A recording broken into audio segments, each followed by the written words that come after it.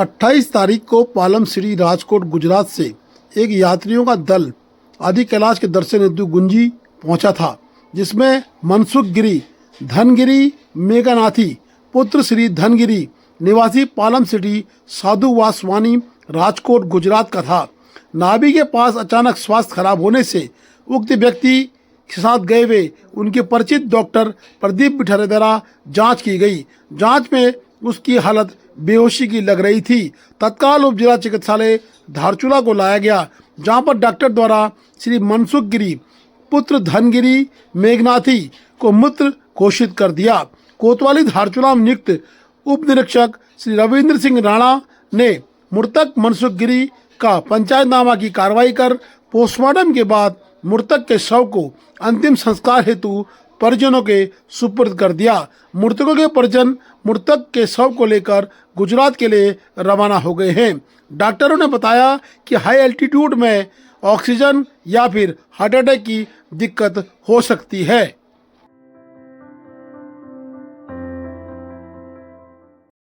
उत्तराखंड जल संस्थान पिथौरागढ़ के अधिशासी अभियंता द्वारा पुलिस अधीक्षक पिथौरागढ़ को पत्र भेजकर एक व्यक्ति पर फोन पर अभद्र भाषा और गाली गलौज करने का आरोप लगाया है।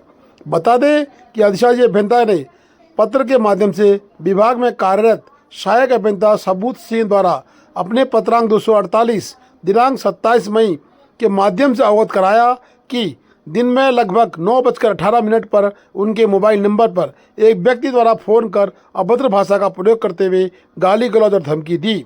पत्र में कहा गया कि इस प्रकार की घटनाओं से विभागीय अधिकारियों और कर्मचारियों के कार्य प्रभावित हो रहे हैं तथा मानसिक तनाव की स्थिति उत्पन्न हो रही है।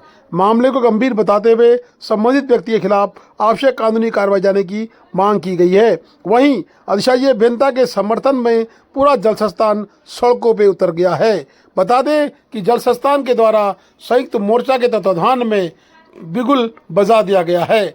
जल संस्थान का कहना है जब तक उस व्यक्ति के खिलाफ कार्रवाई नहीं होती या वो व्यक्ति सामने आकर माफी नहीं लिखता है तब तक जल संस्थान पिथौरागढ़ में कार्य नहीं करेगा।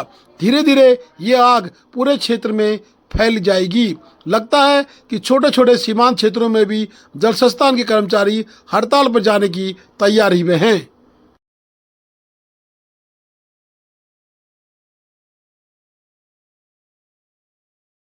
आप लोग भी आए हो, क्या करना चाहोगे? देखिए, पिथौरागढ़ में इस प्रकार की ये पहली वारदात है जब एक व्यक्ति द्वारा एक कर्मचारी को जो बिल्कुल अपनी तन्मयता से अपनी ड्यूटी का निर्वहन कर रहा है उन्हें गाली गलौज की गई है। अगर उनको विभाग से इतनी परेशानी है तो मुख्यमंत्री हेल्पलाइन बना हुआ है, 1905 में कॉल कर सकते थे और हमारे डीएम साहब हर सोमवार को जनता दरबार लगाते हैं, वहाँ भी अपनी समस्या रख सकते थे। ये कोई तरीका नहीं हुआ कि किसी कर्मचारी को गाली गलौज करने का। अगर अगर अगर उनकी तुरंत गिरफ्तारी नहीं होती है और हमारी सबसे पहली मांग ये है कि हमारे कर्मचारियों को जो है जिला प्रशासन सुरक्षा मुहैया कराए, क्योंकि ऐसे डर के माहौल में काम करना कोई भी कर्मचारी करना नहीं चाहेगा।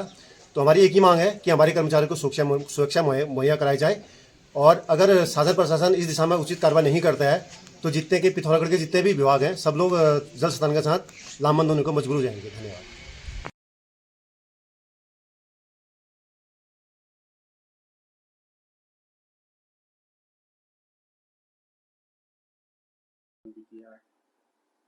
सत्ताईस तारीख को हमारे एक अपर सहायक अभियंता सुब्रत सिंह यहाँ पर कार्यरत है। तो मॉर्निंग में 9:15 बजे के आसपास एक व्यक्ति द्वारा दूरभाष पर मोबाइल के माध्यम से उनको गाली गलौज की गई थी, अशोभनीय भाषा का प्रयोग किया गया था। तो इससे हमारे कर्मचारियों में काफ़ी उबाल आया हुआ है। उनके द्वारा सभी संगठन जितने भी हमारे यहाँ शाखा में कार्यरत हैं उनके द्वारा एक संयुक्त मोर्चे का गठन किया गया है और उनके द्वारा 27 तारीख से ही यहाँ पर जो है धरना प्रदर्शन किया जा रहा है और आज टैंकरों के माध्यम से जलापूर्ति की गई है। मैं अधिशासी अभियंता के होने के नाते मेरा अपने कर्मचारियों को भी समझाने का प्रयास किया गया है और प्रशासन से भी मेरा अनुरोध है, जिला प्रशासन से और पुलिस प्रशासन से भी उस व्यक्ति के विरुद्ध कठोर से कठोर कार्रवाई की जाए ताकि जलापूर्ति सुचारू रूप से चल सके।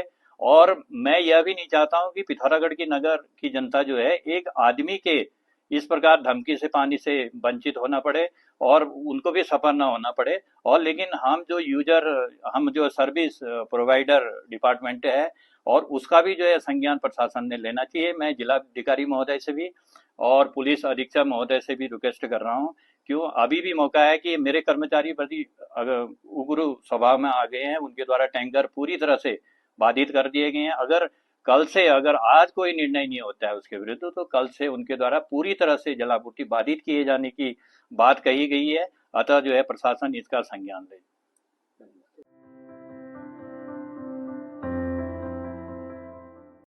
धारचूला के हाट गांव में सड़क पे बड़े बड़े गड्ढे, वाहनों को भारी नुकसान। प्रशासन कम से कम गड्ढों को भरने के लिए ही हिलवेज को दिशा निर्देश जारी कर दे। हिलवेज कंपनी पूरी तरह से मनमानी में आ चुकी है। जहां एनएच के मुआवजे में लोग परेशान हैं, वहीं सड़क के गड्ढों से वाहन स्वामी, स्कूटी सवार बुरी तरह से त्रस्त हो चुके हैं। अब देखना है कि धारचूला के उप जिलाधिकारी की तरफ लोगों की निगाहें हैं कि क्या प्रशासन सख्त एक्शन लेते हुए हिलवेज कंपनी से इन गड्ढों को भरवाता है। ये हाट गांव का दृश्य आपको दिखाया जा रहा है, जहां गड्ढों में तालाब में गड्ढे नजर आ रहे हैं। यह है आदि कैलाश ओम पर्वत रोड, हाट के पास रोड बनी है तालाब। इसमें कम से कम रोड नहीं बना सकते तो मिट्टी डाल के गड्ढे तो भरवा सकते हो। पूरी गाड़ी की ऐसी की तैसी हो जाती है यहाँ पर निकलने से। Please do like, share and subscribe DCL News.